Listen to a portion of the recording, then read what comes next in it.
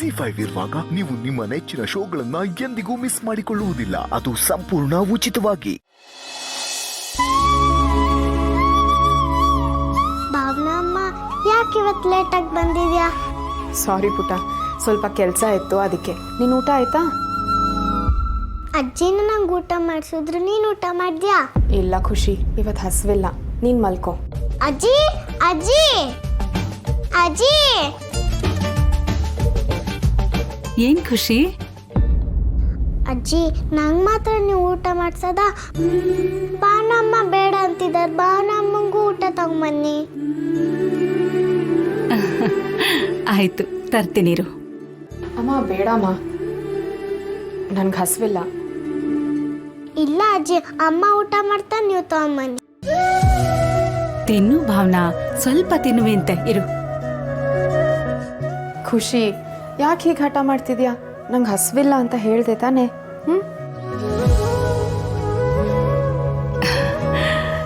ತಗೊಮ್ಮ, ಊಟ ಮಾಡು.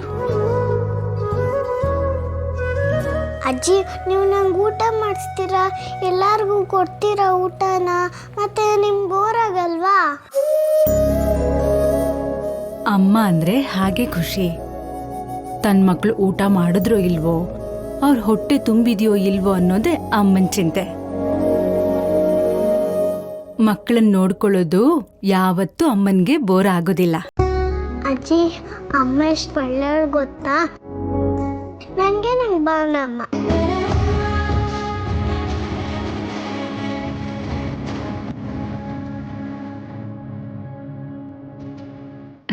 ತಿನ್ನಮ್ಮ ಭಾವನಾ.